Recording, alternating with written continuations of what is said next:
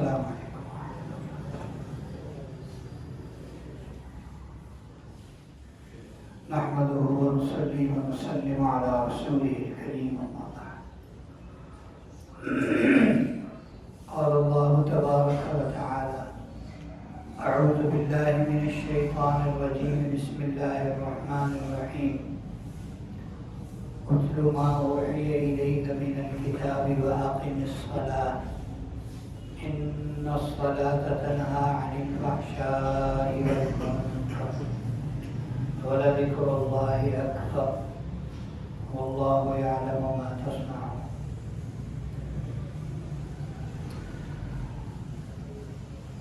اللهم صل على سيدنا ونبينا وحبيبنا وقرة اعيننا محمد وعلى آلہ واصحابہ وبارک وسلم۔ میرے محترم دوستو،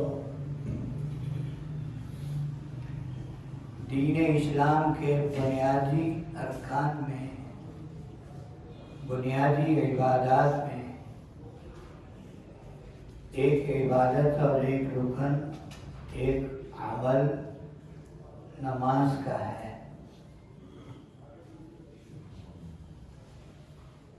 نماز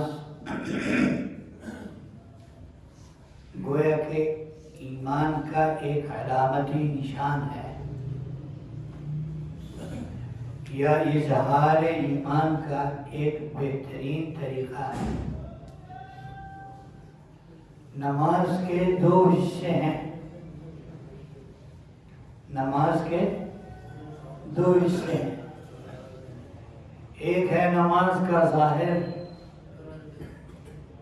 اور ایک ہے نماز کا باطن۔ نماز کے کتنے حصے بھائی؟ نماز کے دو حصے ہیں، ایک نماز کا ظاہر ہے اور ایک نماز کا باطن ہے۔ ظاہر تو یہ ہے نماز کے فرائض، پہلے کے، بیچ کے، نماز کے واجبات، نماز کی سنتیں، نماز کے مستحبات، یہ ظاہر ہے۔ نماز کا باطن ہے، بھائی مسجد میں خاموش بیٹھا کرے بھائی۔ نماز کا باطن ہے خشوع و خضوع، یہ نماز کی روح ہے، یہ نماز کی روح ہے اور یہ نماز کا دوسرا حصہ ہے۔ جس طرح ہمارے دو حصے ہیں، ایک ظاہری جسم اور ایک ہمارے اندر کیا ہے؟ کیا ہے؟ روح ہے۔ جب ہمارے اندر سے روح نکل جاتی ہے تو ہمارے جسم کو کوئی رکھتا ہے؟ کیوں جی؟ ہمارے جسم کو کوئی گھر میں رکھتا ہے؟ نہیں۔ نماز کا ظاہر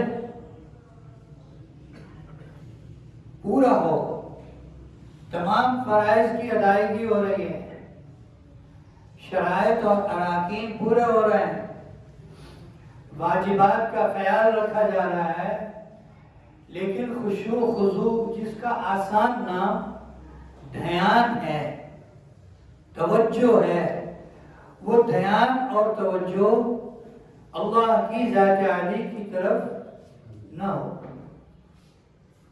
تو گویا کہ نماز کی روح نہیں ہے، نماز کی روح نہیں ہے۔ جو آیت پڑھی گئی، اس آیت میں ہمیں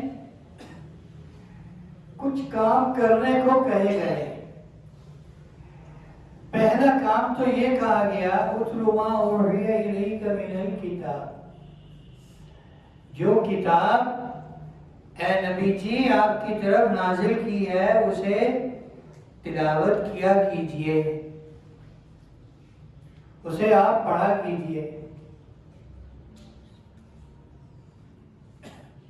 بعض لوگ کہتے ہیں محض تلاوت،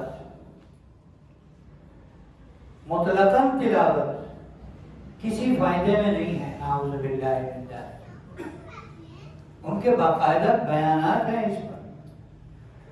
وہ کہتے ہیں قرآن کو بغیر سمجھے پڑھنا جائز ہی نہیں، جبکہ یہاں حدیث پاک میں کہا گیا الف لام میم، الف لام میم، واضح طور پر یہ کہا گیا کہ اس کو پڑھو گے ہر حرف پر 10 نیکیاں ہیں، تو الف لام میم کتنی نیکیاں ہو گئی؟ 30۔ واضح اس سے بھی اگلی بات کرتے ہیں، اور اللہ کی رحمت کو ڈیپلی دیکھتے ہوں گے، گہرائی سے دیکھتے ہوں گے۔ اور الف میں بھی 3 لفظ ہے، حمزہ، لام اور فا، تو یہ 30 تو یہ ہو گئے۔ تو اسی طرح الف لام، لام میں بھی 3 حرف ہیں، لام الف میم، میم میں بھی 3 حرف ہیں، میم یا میم، وہ کہتے ہیں 90 نیکیاں ہیں، 30 نہیں ہے۔ تو تلاوت کیا کیجئے، دوسرا حکم دیا وَأَقِمِ الصَّلَاةَ، نماز پڑھا کیجئے۔ نماز کا فائدہ کیا بتایا گیا؟ نماز اندر کی گندگی کو پاک کر دیتی، صاف کر دیتی ہے۔ عربی لغت کے اندر علماء سے سنا لفظ صلاح، اس کا ایک معنی ہے کہ لوہے کو آگ میں اتنا پکانا کہ اس کا سارا زنگ اور اس کی میل کچیل ساری کیا ہو جائے؟ دور ہو جائے، ختم ہو جائے۔ یہ صلاح کا معنی ہے۔ تو گویا کہ لفظ صلاح کے اندر، لفظ صلاح کے اندر گندگی سے پاک ہونے کے معنی ہیں۔ تو آگے اللہ پاک فرما رہے ہیں وَأَقِمِ الصَّلَاةَ کے آگے نماز آپ پڑھیں، نماز قائم کریں، نماز کا اہتمام کریں۔ کیوں؟ إِنَّ الصَّلَاةَ تَنْهَىٰ عَنِ الْفَحْشَاءِ وَالْمُنکَرِ، نماز نہ صرف آپ کو گندگی سے اور غلاظت سے پاک کرے گی، بلکہ نماز آپ کو گندگی سے، غلاظت سے پیچھے بھی ہٹائے گی۔ نماز کی برکت سے آپ گناہوں سے بچنے لگیں گے، نماز کی برکت سے ہمیں گناہوں کی نفرت نصیب ہوگی۔ اب ہمارے حضرات کیا کہتے ہیں؟ آج امت کا 90% حصہ بے نمازی ہے۔ نماز کا 90% حصہ، امت کا 90% حصہ کیا ہے؟ یہ ان کو ڈال کے ہے 10% جو 2 نمازیں پڑھ لیتے ہیں، 3 پڑھ لیتے ہیں، 1 آدھ پڑھ لیتے ہیں۔ اگر ہم مستقل جو نماز کے پابند ہیں انہوں دیکھیں تو 5% ہوں گے۔ بعض علاقوں میں زیادہ ہے ماشاءاللہ، نماز کا رجحان ہے، لیکن وہاں نماز کا رجحان ہے تو وہاں نماز کے ظاہر پر بہت زیادہ عمل کی، مشق کی، اس کو بہتر کرنے کی ضرورت ہے۔ نماز کو ظاہری اور باطنی طور پر بہتر کر کے پڑھنا، پھر نماز بنتی ہے، پھر نماز کے فائدے ملتے ہیں۔ ہمارا دھیان مختلف چیزوں میں بٹا ہوا ہے۔ رہی صحیح کسب ایک بلا ہے جو نازل ہے ہمارے بچوں پر، نوجوانوں پر، حتیٰ کہ بوڑھوں پر۔ بوڑھوں کو تو گویا کہ گھر بیٹھے معذور ہے نا، 4 پائی پر، یقین کریں ایک کھلونا ملا ہوا ہے، ہاتھ میں پکڑا ہوا ہے، اور جناب گویا کہ پوری دنیا ہاتھ میں پکڑی ہوئی ہے، نیٹ چل رہا ہے اور جناب آپ نیٹ کا معنی بتائیں، کیوں جی جو پڑھے لکھے لوگ ہیں نیٹ کا معنی بتا دیں، نیٹ جال کو ہی کہتے ہیں، نیٹ جال کو ہی کہتے ہیں، کسی اور چیز کو بھی کہتے ہوں گے، ہم بس ہم اس جال میں گھرے ہوئے ہیں، ہم اس جال میں آئے ہوئے ہیں، بہت ساری چیزوں میں ہمارا دھیان بٹا ہوا ہے، لیکن موبائل میں آ کر ہمارا دھیان کم از کم یہ ہے کہ نماز سے تو بالکل ہٹا، دینیات سے، اسلامیات سے، دینیات اور اسلامیات سے مراد وہ نہیں ہے جو ہم اسکولوں میں پڑھتے ہیں، دین کی باتیں، اسلام کی باتیں، اس سے تو بالکل ہٹا دیا۔ ایک صاحب نے ایک عجیب بات کہی، کہنے لگے موبائل میں اتنا بڑا سبق ہے ہمارے لیے، موبائل کا بیسک کام کیا ہے، بنیادی کام کیا ہے پتا ہے؟ موبائل کا بنیادی کام کیا ہے؟ کال کرنا، کال سننا، کنیکشن، ایک کمیونیکیشن کا آلہ ہے نا، ایک بندے کا بندے سے رابطہ رہے، اس کے بیسک دو کام ہے کہ کال کے ذریعے ہمارا رابطہ ہو اور دوسرا میسج کے ذریعے ہمارا رابطہ ہو۔ آپ موبائل پکڑے ہوئے ہیں، نیٹ چلا ہوا ہے، آپ چاہے یوٹیوب پر ہوں، گوگل پر ہوں، آپ چاہے آپ نے گوگل میپ لگایا ہوا ہو، آپ نے فیس بک کھولا ہو، انسٹا کھولا ہو، اور کوئی الا بلا کھولا ہو، کوئی گیم کھیل رہا ہے، کوئی تاش کھیل رہا ہے، کوئی لوڈو کھیل رہا ہے، کوئی کیا کیا واہیات اور فضولیات اور بکواسیات جس میں بھی لگا ہوا ہے، اس دوران کوئی آپ کو کال کرے گا تو موبائل کہے گا کہ صاحب گیم کھیل رہا ہے، موبائل کہے گا صاحب یوٹیوب پر بزی ہے، نہیں نا؟ آپ کو ہر کام کرتے کیا ہے؟ کال آئے گی، ریسیو کرو کال، میسج آئے گا، میسج کا نوٹیفیکیشن آئے گا، ریسیو کرو میسج،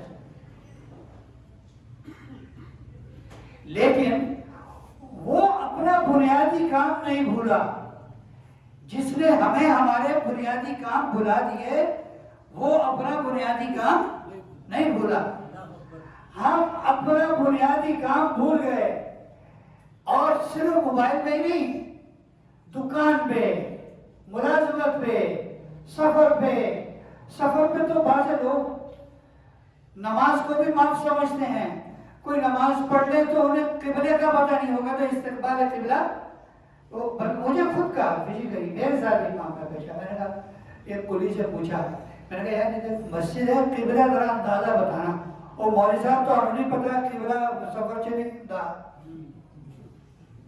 سفر حج پر جا رہے تھے، جہاز میں نماز کا وقت آیا، اور ایئر آفیسر سے پوچھا کہ قبلے کی ڈائریکشن بتائیں گی، آپ کو پتہ نہیں کب سفر میں قبلہ نہیں ہوتا، کہ یار معافی دے دو، میں مولوی ہوں، مجھے پتا مسئلہ، مجھے پتا تو قبلہ بتا۔ یہ ایک عمومی مسئلہ، سفر میں قبلہ نہیں ہے، کون کہتا ہے سفر میں قبلہ نہیں ہے؟ تحری کرنا، جب دین کو جا کے سیکھے تو صحیح، تحری کرنا فرض ہے، قبلے کو تلاش کرنا جو ہے، آج کل تو موبائلوں میں قبلہ کمپاس آ گیا ہے، جہاں مرضی رکھ کے قبلہ تلاش کر دو، جگہ جگہ آبادیاں آتی ہیں، مسجدیں نظر آتی ہیں، مسجدوں کے اندر محراب کا رخ نظر آتا ہے، وہاں سے دیکھ کے یہی تحری ہے، اور اسے تحری کہتے ہیں۔ ابھی تو ہمارے بڑے یہ فرماتے ہیں کہ اپنے سفر کی ترتیب نمازوں کے اوقات کو دیکھ کے بنائیں۔ آپ کا 6 گھنٹے کا سفر ہے، آپ وہ والے 6 گھنٹے چنیں سفر کے لیے کہ آپ ایک نماز پڑھ کے گاڑی میں بیٹھیں اور دوسری نماز آپ کو آپ کی منزل پہ آئے، بے فکر ہو کے سفر کریں، کیونکہ پبلک ٹرانسپورٹ میں بازی ایسی جو نماز کے لیے لوگ تھے، انہوں نے پتہ ہی نہیں ہے نماز کا، فلم لگانے کا پتہ ہے، LCD لگانے کا پتہ، پہلے ایک LCD ہوتی تھی، اب ہر سیٹ کے پیچھے کیا ہے؟ LCD۔